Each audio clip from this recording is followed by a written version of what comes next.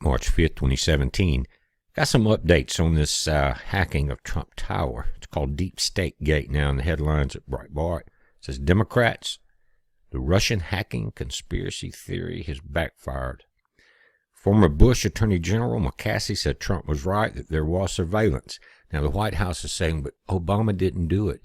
It was Loretta Lynch. You know that Loretta Lynch did nothing without Obama approval, including meeting with Bill Clinton during the same time that they were hacking the Trump Tower. Yeah, I know it was just an airport meeting to talk about grandkids. But the second, White House asked Congress to include Obama administration in the Russian probe. Third, Trump plans Monday morning blitz with new immigration executive order. He's very upset that the way that they've been pushing him and pushing Jeff Sessions. And you remember the first immigration order, the courts pushed back on that. Well, what they've done now is find the loopholes, and they're about to lay it out. Again, Monday morning blitz. That may not be the only executive order, but the difference now and the difference in the first immigration order was that, one, many people claim they weren't sure of exactly what to do. Well, now they've handed down all this information, and point two is now Jeff Sessions is the Attorney General. Before, it was just the Assistant Attorney General left behind by Loretta Lynch. But those days are over now. Things are going to change, and they're going to change drastically. The Democrats should have left well enough alone.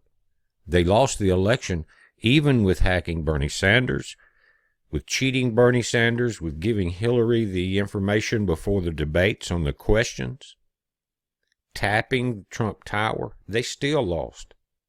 And mainstream media never got it right. It says President Donald Trump will release a new executive order on immigration Monday morning. The new order comes after the first one temporarily suspended the refugee program and barring travel into the U.S. from 7 terror-prone countries. It was met with backlash in the court system, with the District Court and the Ninth Circuit Court of Appeals shutting it down. The new order is slightly different from the first one, sources says, and moves Iraq, one of the 7 countries, from the first order to a different category. And I think it has to do with we have a lot of personnel in Iraq, both Iraqi and U.S., that are working together. It's not entirely clear what the new category is or how Iraq will be handled in this new order at this time.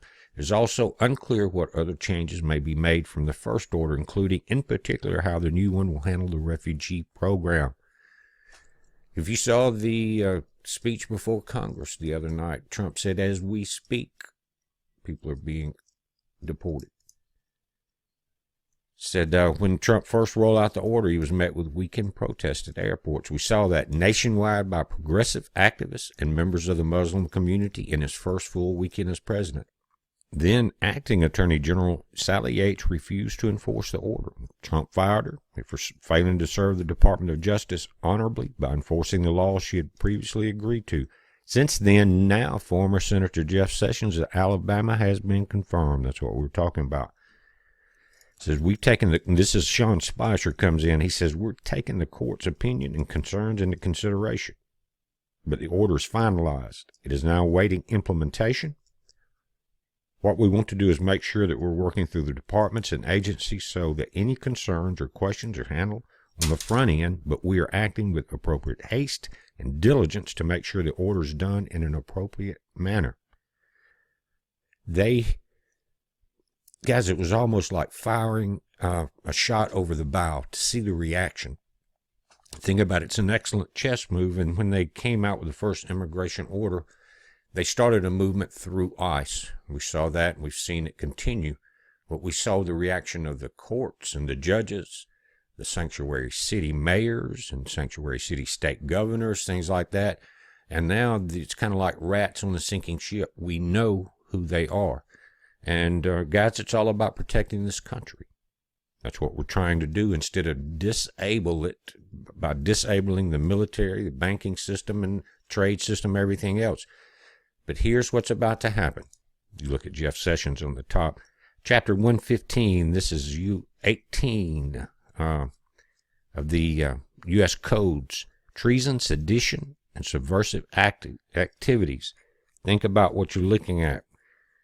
This is what is about to be applied, and many of the Democrats are going to roll under this bus. It says treason, misprision of treason, rebellion or insurrection, seditious conspiracy, advocating overthrowing of the government. Hillary's doing it right now. Loretta Lynch is doing it right now. Obama's doing it right now. Activities affecting armed services below that. And that, when you start taking away the funding, taking away the equipment, that definitely affects them. Activities affecting armed forces during the war. We've been at war in the Middle East.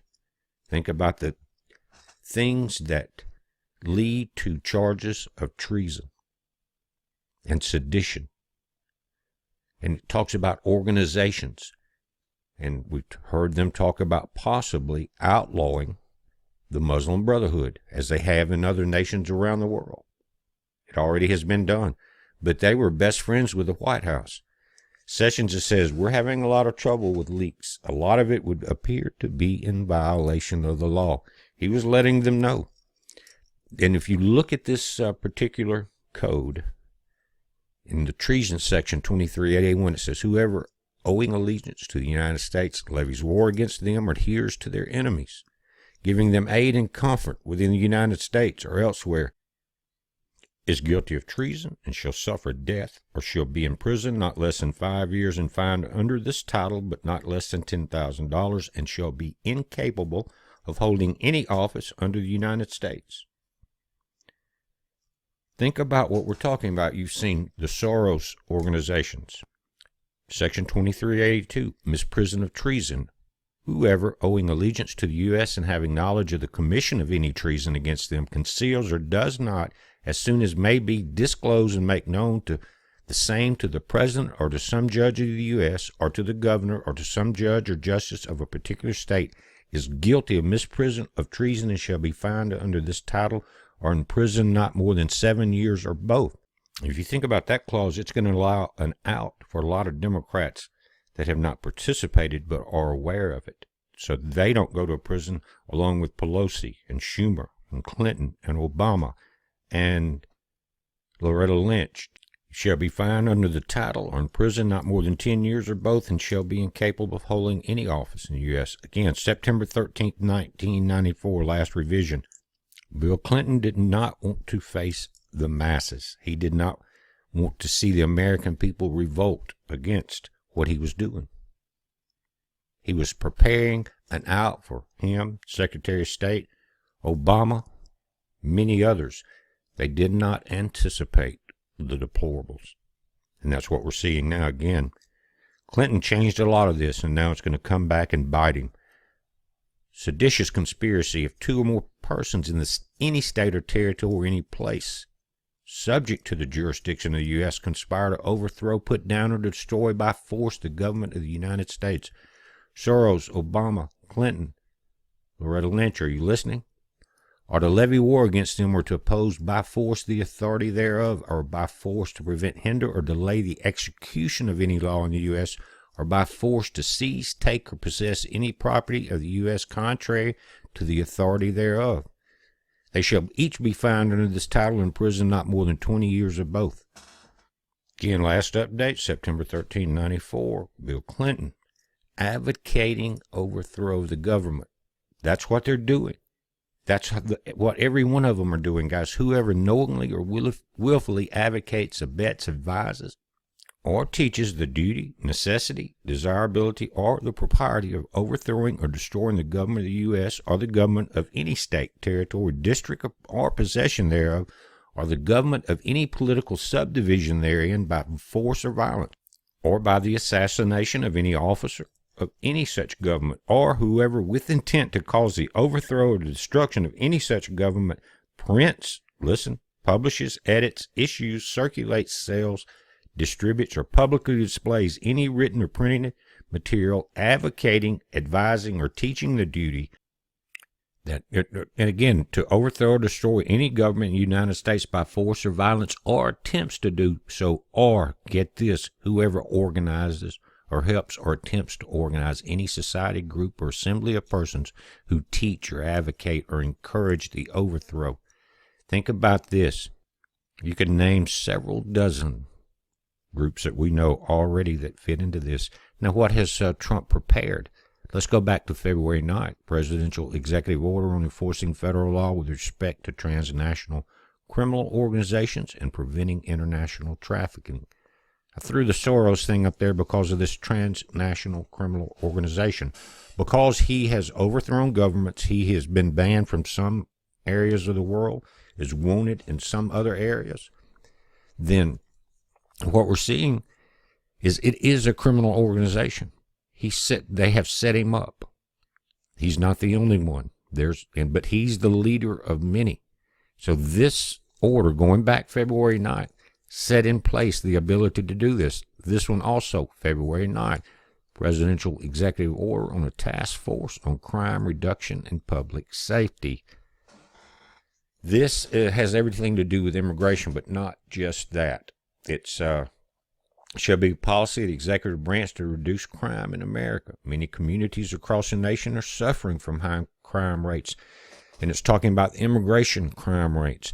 And then January 25th, let's just go back, another executive order, enhancing public safety in the interior of the United States.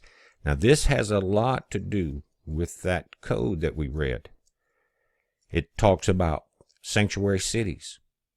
What's going to happen? It says sanctuary jurisdictions in the middle across the United States willfully violate federal law in an attempt to shield aliens from removal from the United States. These jurisdictions have caused immeasurable harm to the American people and to the very fabric of our republic.